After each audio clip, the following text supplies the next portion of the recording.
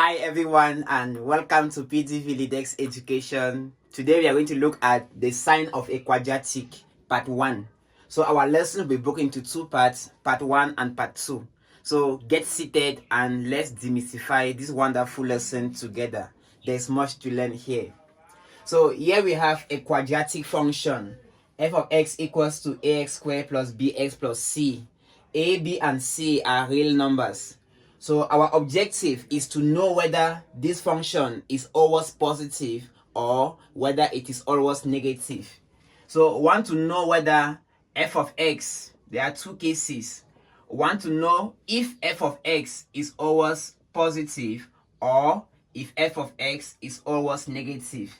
Here, the function is always positive as it lies above the x-axis. Here, the function lies below the x-axis, so the function is always negative. So here we say that f of x is always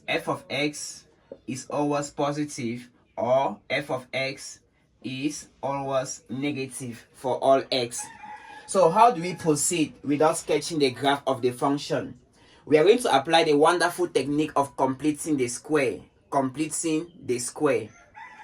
So we are going to apply completing the square to express f of x in the canonic form. That is, in the form a into x plus alpha all square plus beta. So we shall apply completing the square and express f of x in this form, and from there we shall conclude. If beta is positive, right? If this is positive and the a positive, since this is a square, then the sum of two positive terms will be positive. Meanwhile, if a is negative and here we have minus, then it means that we have negative something minus something. Negative will be negative. And then we say that the function is always negative. So to know the sign of a quadratic expression, the first method is to complete the square. And if you have positive, then the overall function is positive. For example, if we have x plus 1 all square plus 7, after completing the square, then the function is positive because this is positive plus positive. That makes positive.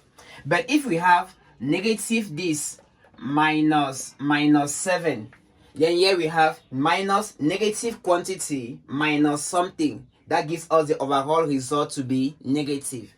So that is how we are going to apply the technique of completing the square to determine the sign of a function using the technique of completing the square. Now let's get some two examples and see how we apply that.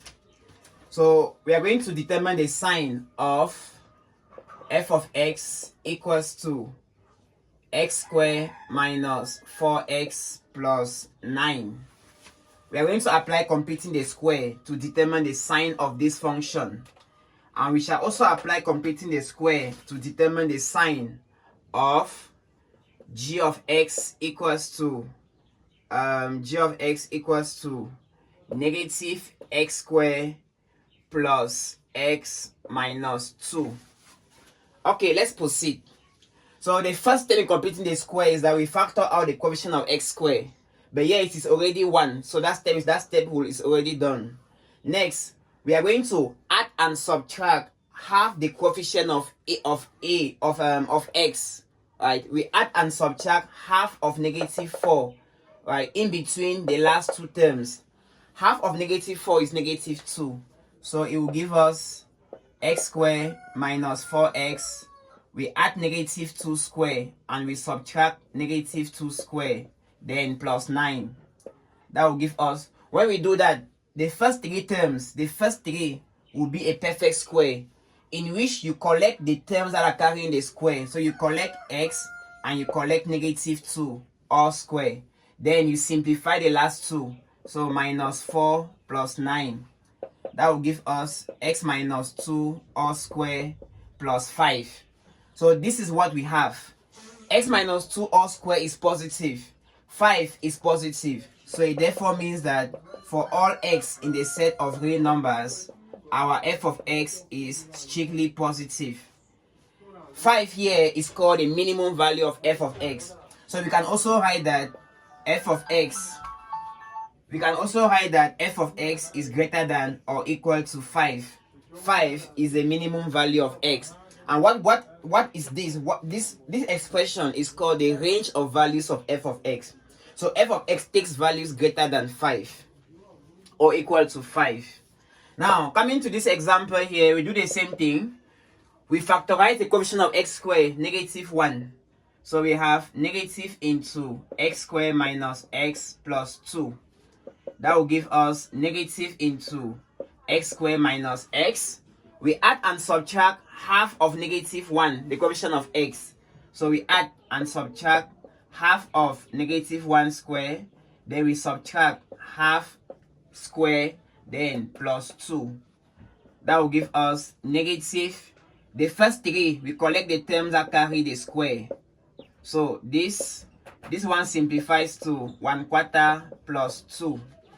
And that will give us negative x minus a half all square. -1 plus 8 is plus 7 on 4. When we open out the bracket, we have negative x minus a half all square minus 7 on 4. So there we have completed the square. And what do we notice? Here we have a negative term. The negative sign causes x minus 2 all square, the negative, to be negative. And here we have -7 on 4. So negative and negative gives the overall expression to be negative. So here we conclude that for all x in the set of real numbers, our function g of x is always negative. G of x is always negative. Or more precisely, we say that for all x in the set of real numbers, g of x has a value less than or equals to -7 on 4. That is the range of values of g of x. So that brings us to the end of this part, and here I'm going to give you a little assignment.